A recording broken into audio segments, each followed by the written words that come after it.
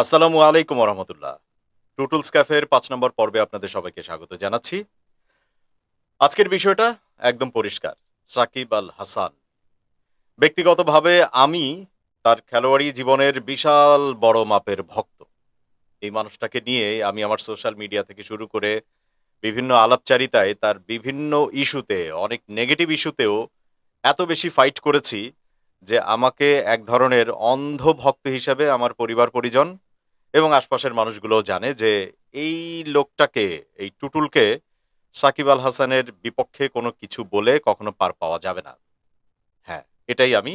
Even বাংলাদেশের কোনো ক্রিকেটারকে নিয়ে কটু কথা বললে, অনেক খারাপ যেদিন খেলেছে, অনেক ভুলভাল খেলার পরেও আমি অন্ততপক্ষে ব্যক্তিগতভাবে তাদেরকে নিয়ে বাজে কোনো মন্তব্য কখনোই করতে পারিনি। কেন যেন আমার ভেতর থেকে সেটা আসেনি। আমি এই মানুষগুলোকে তাদের খেলোয়াড়ি জীবনটাকে লক্ষ্য করে বা তাদের পারফরম্যান্সের ভিত্তিতে আমি এতটাই তাদেরকে ভালোবাসি। আমি এখনো বাসি না সেটা বলছি না। দ্বিধায় ভুগবেন না।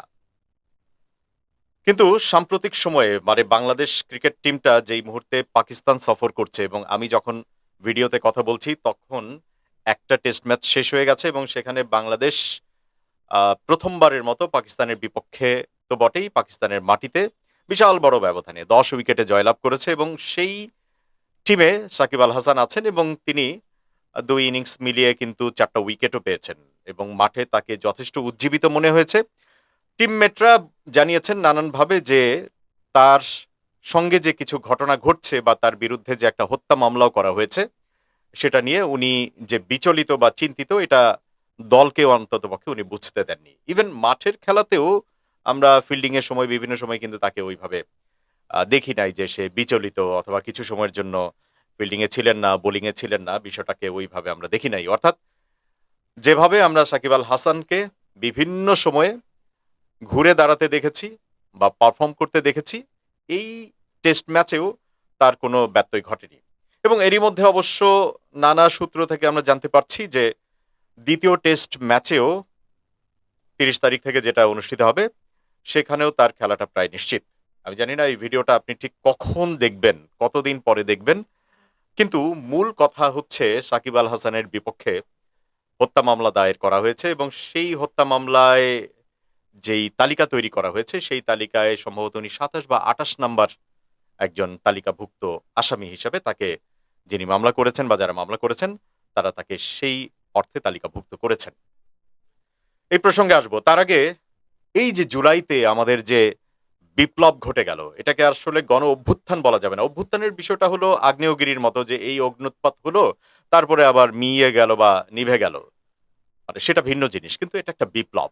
মানে এই বিপ্লবের প্রেক্ষাপটটা বিগত ১৫-১৬ বছর ধরেই আস্তে আস্তে তৈরি হয়েছে, নানা রকমের ইস্যু ক্রিয়েট হয়েছে এবং সর্বশেষ বৈষম্য বিরোধী ছাত্র আন্দোলন যারা করেছেন তাদের আন্দোলনটা একটা পর্যায়ে এমন একটা জায়গায় চলে গেল যে যেখানে গণমানুষের অন্তর্ভুক্তি তৈরি হলো এবং গণমানুষ এই বিপ্লবের মাধ্যমে ফ্যাসিস্ট বা স্বৈরাচারী খুনি হত্যাযজ্ঞে সমৃদ্ধ একটা সরকার, মানে যারা হত্যাযজ্ঞ বা গুম খুন ছাড়া আসলে কিছুই বুঝতো না, আরো যদি অনেক রকমের বিশেষণে বিশেষায়িত করি তাদেরকে নানাভাবে, তাহলে কোনোটাই আসলে কম বলে মনে হবে না। তো সেই সরকারকে বিদায় করতে সমর্থ হয়েছে এদেশের মানুষ।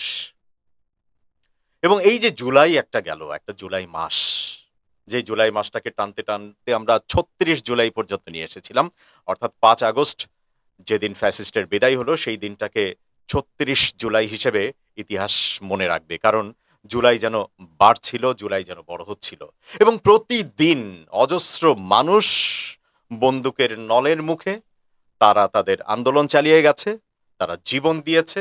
এখনো পর্যন্ত হাসপাতালে কাতরাচ্ছে অজস্র মানুষ, কারো একটা চোখ নাই, কারো দুটো চোখ নাই, কারো হাত নাই, কারো পা নাই এবং সারা জীবন হয়তো সুস্থ হলেও কোনো কিছু করে খেতে পারবেন না, অর্থাৎ একদমই পঙ্গুত্ব জীবনযাপন তাকে বরণ করে নিতে হবে। এরকম অজস্র মানুষ এখনো হাসপাতালে কাতরাচ্ছে এবং প্রতিদিনই কেউ না কেউ সেই ইনজুরি থেকে মুক্ত না হয়ে বরং মৃত্যুর পথে পথযাত্রী হয়ে যাচ্ছে এবং এই যে মৃত্যুর যে সংখ্যাটা সেটা বাড়ছে। হ্যাঁ, আবু সাঈদ বুক চিতিয়ে বা সিনা টান করে যেদিন দাঁড়ালো এবং বন্দুকের মুখে যেদিন শহীদ হয়ে গেল সেদিন থেকেই মূলত এই বাংলাদেশ ঘুরে দাঁড়িয়েছে।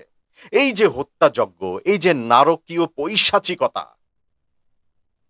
এই যে পরিবারগুলো শোকাবহ হয়ে যাওয়া, এই যে আপনজনকে হারিয়ে সেই পরিবারগুলো এখন প্রতিনিয়ত শোকে কাতর হয়ে সামনের দিনগুলো কেমন ভাবে কাটবে, বা সেই মানুষটার শোকে শোকার্ত হয়ে যে দিন যাপন করছেন, এটা কি সামান্য কোনো কিছু?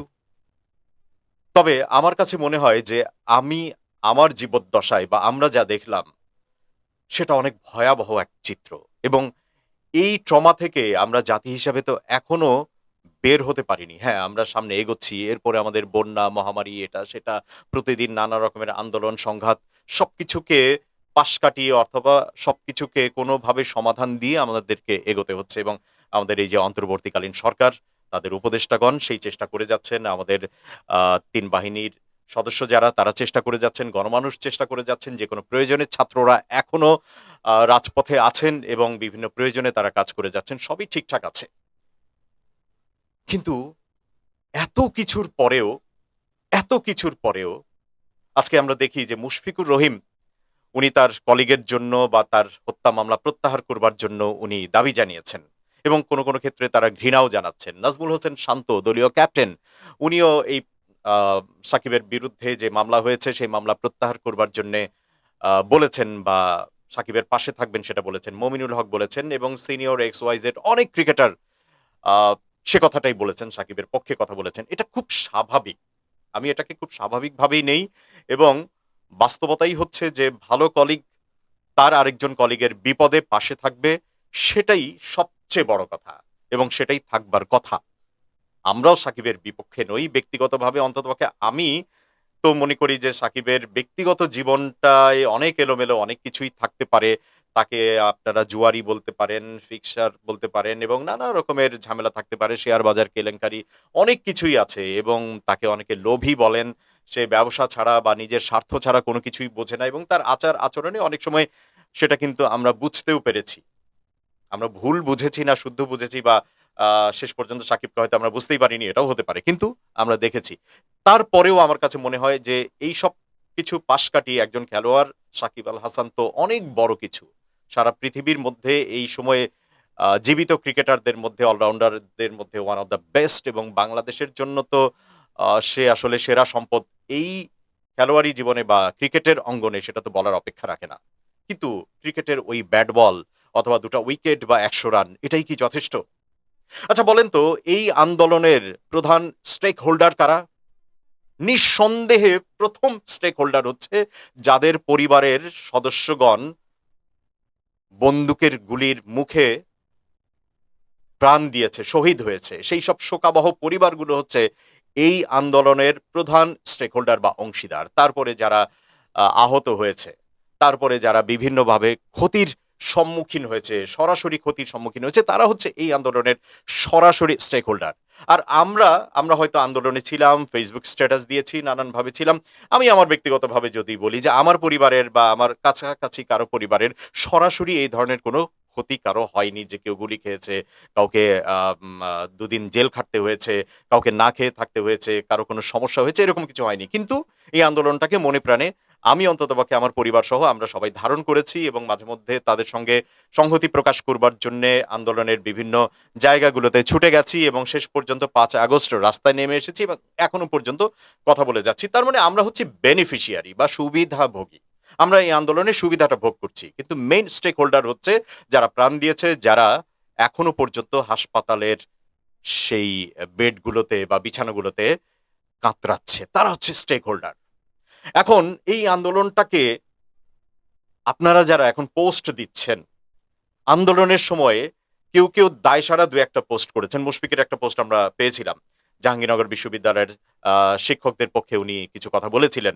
আরো ২-১ জনের ২-১টা পোস্ট আমরা দেখেছি, এবং সেই পোস্টগুলো যে নেহায়েত দায়সারা পোস্ট ছিল সেটা তাদের পোস্টের ভাষা দেখলেই বোঝা যেত। হ্যাঁ, বলতে পারি যে তখন তারা একটা সরকারের অধীনে ছিল, এবং তাদের নিজেদের নিরাপত্তা, পরিবারের নিরাপত্তা সবকিছু নিয়ে তারা চিন্তিত ছিলেন। কিন্তু খুব বেশি একজনকেও তো ঠিক ওইভাবে পাওয়া যায়নি। এটা গেল এক জিনিস। তো আজকে যখন আপনারা সাকিব আল হাসানের মামলা প্রত্যাহারের জন্য বলছেন, সেটা আমিও আমার জায়গা থেকে আমিও বলি যে ওনার বিরুদ্ধে শুধুমাত্রই যদি একটা রাজনৈতিক মামলা হয়ে থাকে, কোনো মিথ্যা মামলা হয়ে থাকে, তাহলে আমার মনে হয় সত্য মামলাই দেওয়া উচিত, যদি সেটা দেওয়ার কোনো সুযোগ থাকে, সেটা যে কারো বিরুদ্ধেই।